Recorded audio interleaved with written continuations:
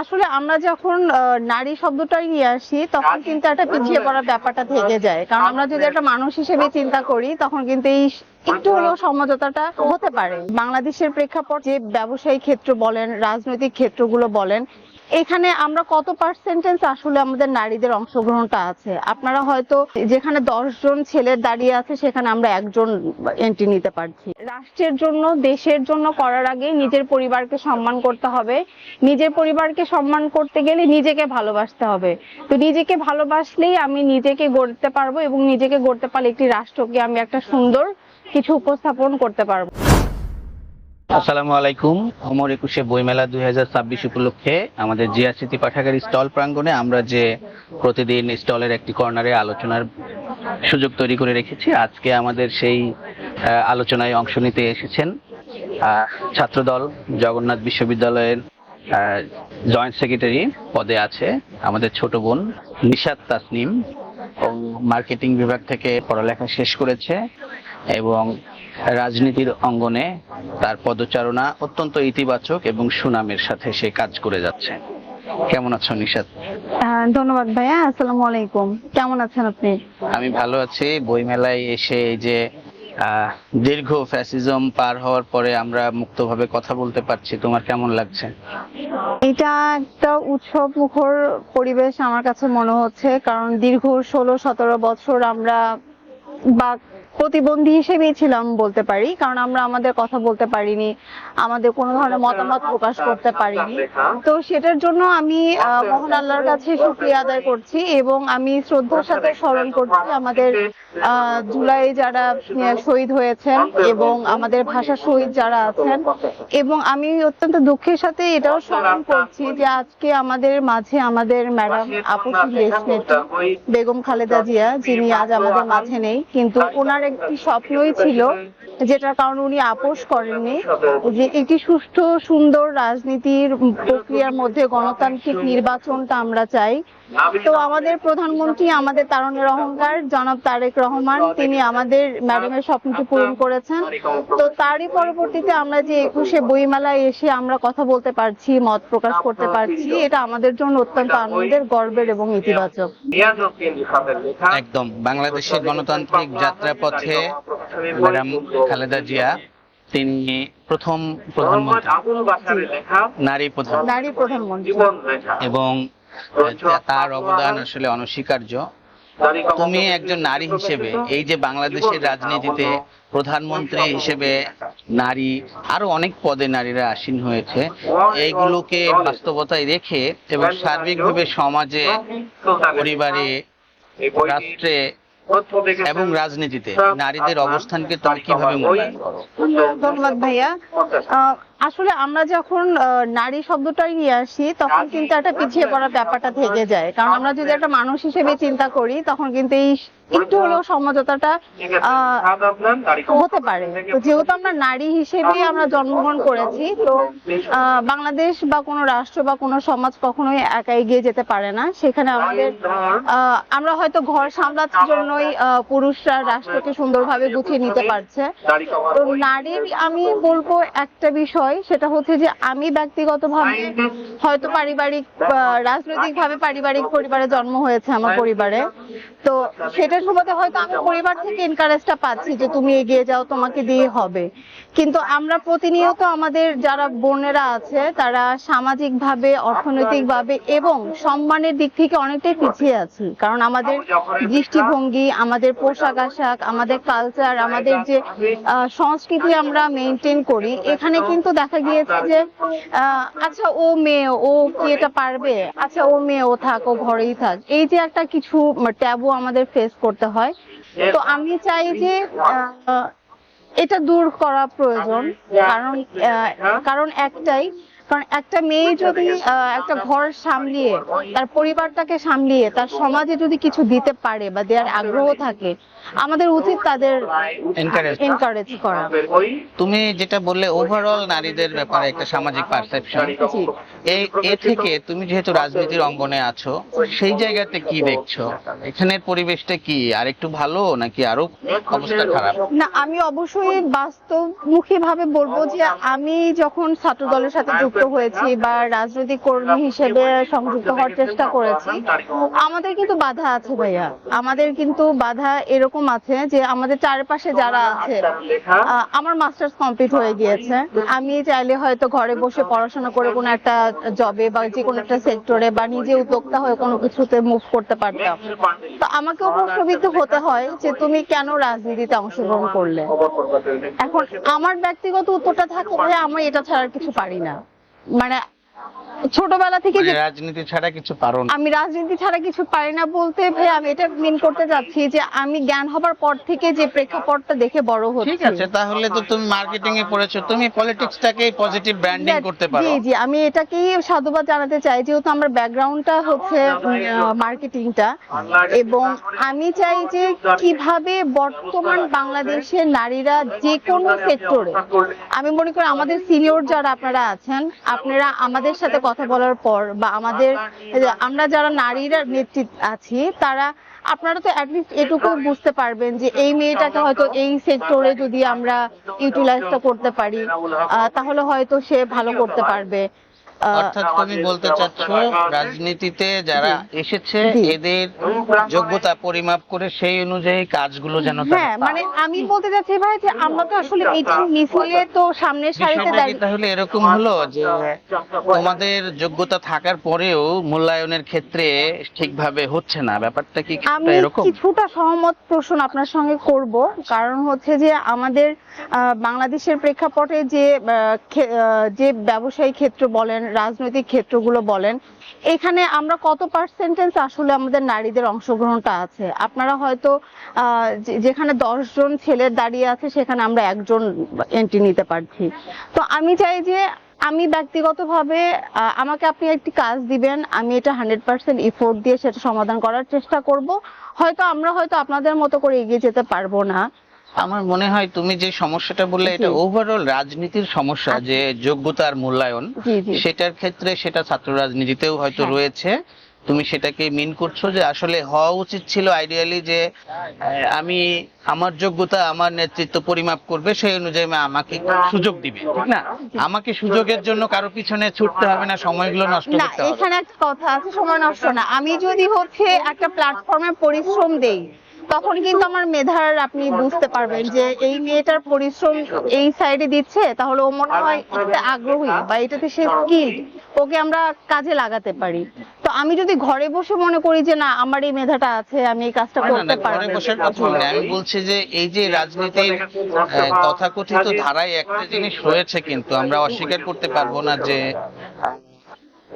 এক একটা বলয়ের ভিতরে থেকে ভাইয়া বড় ভাইদের কাছে দেখা করা, সালাম বিনিময় করা, এটা দরকার আছে রাজনীতিতে। কিন্তু এইটি ব্যাপারটা এমন হয়ে গেছে যে এই বলয়ের বাইরে আরেক বলয়ে যে কথা বললে কি ভাবা না ভাবা, এই রাজনীতিতে এই সংস্কৃতিটা তুমি কি মনে করো পরিবর্তন হওয়া প্রয়োজন? এটা অবশ্যই পরিবর্তন হওয়া প্রয়োজন ভাইয়া। কারণ এটা যেরকম প্রয়োজন যে একজন সিনিয়র যদি আমাকে গাইডলাইনটা করতে পারে, আমি যেরকম এগিয়ে যেতে পারবো, তো তার অপর প্রান্তে যদি মনে করি যে না, যে আমাকে যিনি গাইডলাইন করছেন আমি ওনার গণ্ডির বাইরে গিয়ে যদি কোনো ভালো কিছু করার সুযোগ থাকে আমাদের, তো আমি বলবো যে পুরো প্রেক্ষাপটে এই সমঝোতাটা থাকা উচিত। আচ্ছা, আমরা একটু কঠিন দিকে চলে গিয়েছিলাম, একটু সহজ আলোচনায় আসি। তুমি নারীদের এত বাধা বিপত্তির মধ্যেও যদি স্বাধীনতার পর থেকে আজকের বাংলাদেশ ধারাবাহিকভাবে নারীদের যে অবস্থান, এর যে পরিবর্তনটা হয়েছে, সেই পরিবর্তনটাকে কিভাবে মূল্যায়ন করো?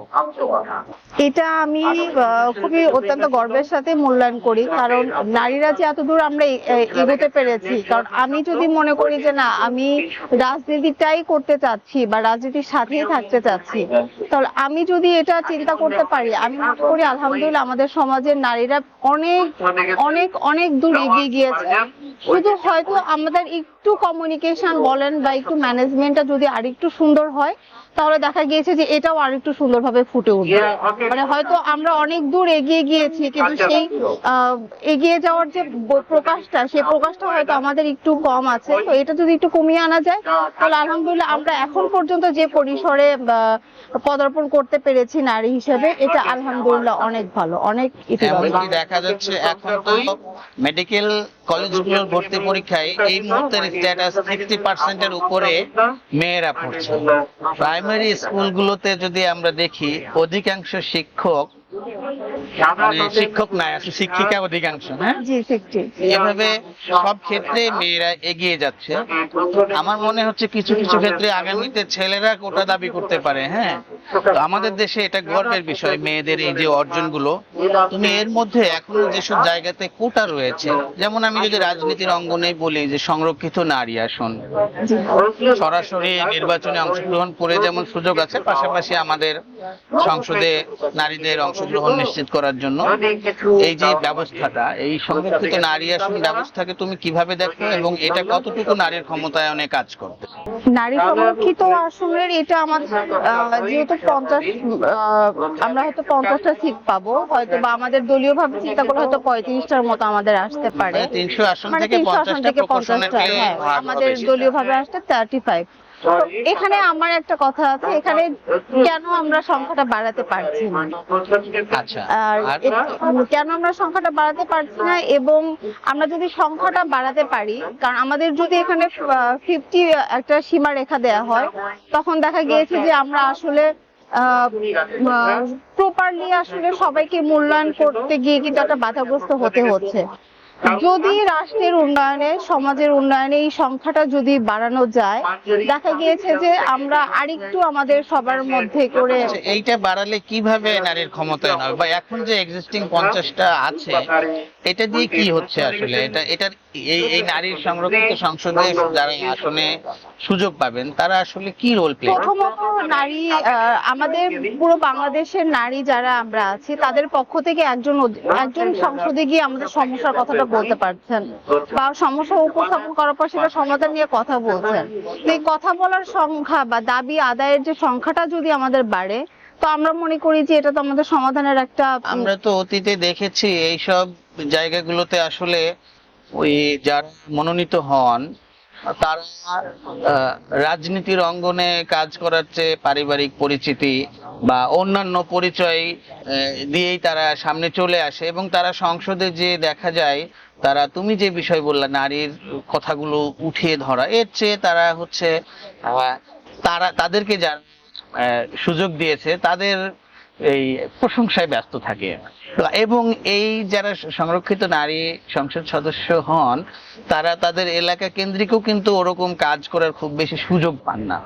তো এই ক্ষেত্রে এইভাবে কোটার মাধ্যমে আবার তুমি বলছো এটা আরো বাড়াতে, আসলে কি এটা বাড়ালে এটা ইফেক্টিভ হবে নাকি অন্য কোনো ভাবে চিন্তা করার সুযোগ আছে? ভাইয়া আপনি যেটা বলেছেন এটার উত্তর আমি ছোট করে বলি যে তারুণ্যের যে একটা আবির্ভাব হয়েছে, তারুণ্যের যে একটা বহিঃপ্রকাশ হয়েছে, তো তারুণ্যের রাজনীতি মানে আমরা বিশ্বাস করি যে সংঘাতের রাজনীতি আর হবে না। তারুণ্যের রাজনীতি মানে শিক্ষা অনুরাগী হবে, সম্মানের রাজনীতি হবে, এবং সবচেয়ে বড় হবে হচ্ছে উন্মুক্ত প্রাণকেন্দ্র, যেটা মানে তারুণ্যের রাজনীতিটা এমনই হবে যারা সংঘাতকে পছন্দ করছেন না, তারা চাচ্ছে যে আগামীতে কিভাবে এগিয়ে যাওয়া যায়, আগামীতে আমরা ন্যায়ের কথা বলতে পারবো কিনা, সুবিচারের কথা বলতে পারবো কিনা।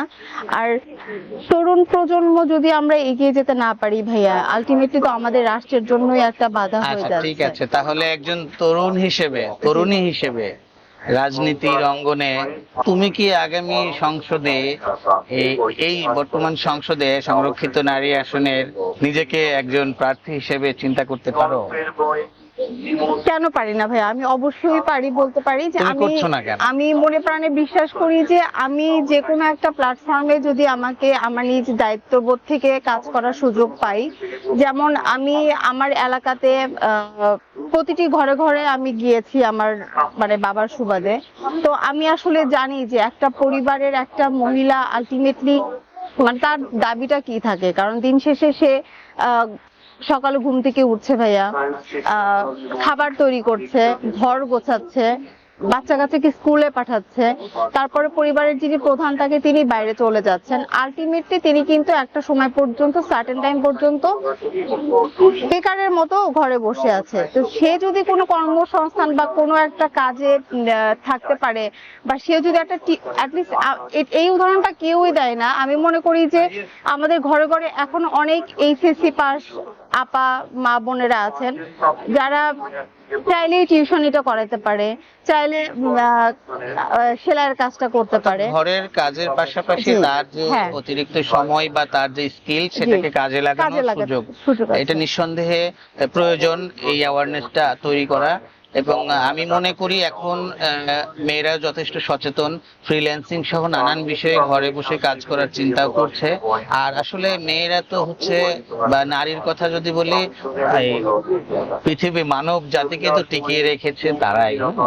প্রাকৃতিক ভাবেই একটা সন্তান পালন এবং তাকে পরিবারের লালন করা, দায়িত্বটা। পরিবারের সমস্ত যে দায়িত্ব এটা তো একজন নারী সাধারণত পালন করে। তো সেই জায়গার পরেও তারা যদি সমাজে কাজ করার সুযোগ পায়, সেখানেও তারা তাদের সেই সুযোগটা কাজে লাগাবে এবং আমাদের দেশেও সেটি লাগাচ্ছে।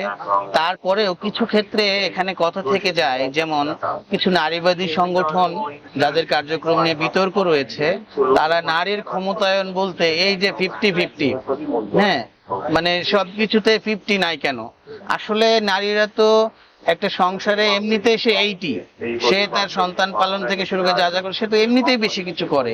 50-50 মানে তারা যেভাবে মিন করে, তুমি এটাকে কিভাবে দেখো? না, আমি এটাতে সহমত পোষণ করতে পারছি না, এই কারণে ভাইয়া, কারণ আপনার প্রশ্নের মধ্যেই আপনার উত্তরটা চলে এসেছে।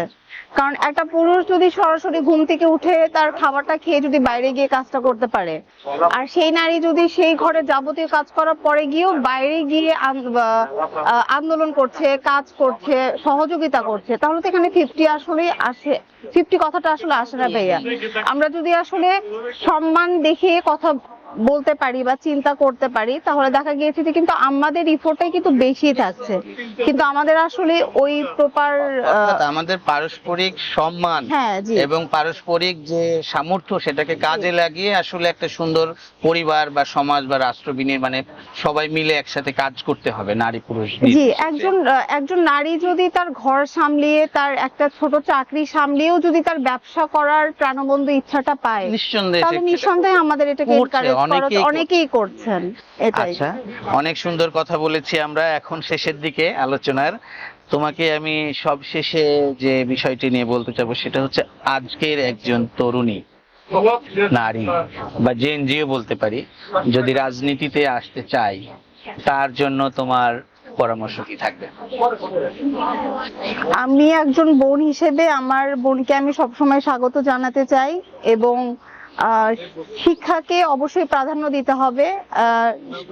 শিক্ষা সবার আগে, এবং শিক্ষার পরবর্তীতে সে যদি তার দায়িত্ববোধ থেকে যে দেশের জন্য কিছু করতে চাচ্ছি, আমি ব্যক্তিগতভাবে বিশ্বাস করি যে রাষ্ট্রের জন্য, দেশের জন্য করার আগে নিজের পরিবারকে সম্মান করতে হবে। নিজের পরিবারকে সম্মান করতে গেলে নিজেকে ভালোবাসতে হবে। তো নিজেকে ভালোবাসলেই আমি নিজেকে গড়তে পারবো, এবং নিজেকে গড়তে পারলে একটি রাষ্ট্রকে আমি একটা সুন্দর কিছু উপস্থাপন করতে পারবো। তো আমি একজন বোন হিসেবে আমি আমার সকল বোনকে আহ্বান জানাবো যে একা একা কখনোই কোনো পথে উন্নতি করা যায় না। উন্নতির জন্য একটি প্ল্যাটফর্ম দরকার হয়। আমরা বাংলাদেশ জাতীয়তাবাদী দলের একটি অঙ্গ সংগঠন, বাংলাদেশ জাতীয়তাবাদী ছাত্র দল, তারা আমরা সবসময় দেশের জন্য, দেশের প্রয়োজনে আছি। আপনারা সবাইকে আমি ধন্যবাদ জানাচ্ছি। আমাদের বোনরা যখন মনে করবেন যে দায়িত্বের সাথে আমরা কিছু দেশের জন্য করতে পারবো, আপনারা আমাদের সাথে যুক্ত হয়ে আমরা একই সাথে একই পথে চলতে পারবো ইনশাল্লাহ। ধন্যবাদ নিশাত তাসনিম তোমাকে এত সুন্দর আলোচনায় অংশগ্রহণ করার জন্য। আমরা আশা করব তুমি ভবিষ্যতে অনেক বড় রাজনীতিবিদ হবে এবং সমাজের জন্য অনেক ভালো ভালো প্রত্যাশা সমাজে যেগুলো আছে রাজনীতিবিদদের প্রতি সেটি পূরণ করবে। এবং সবশেষে দর্শকদের উদ্দেশ্যে বলতে চাই, আমাদের আজকের আলোচনা মূলত নারীর সামাজিক অংশগ্রহণের উপরে ছিল। সবাই আপনারা আমাদের সাথে থাকবেন এবং বাংলাদেশকে একটা সুন্দর বাংলাদেশ হিসেবে বিনির্মাণের জন্য সবাই একসাথে আমরা কাজ করব।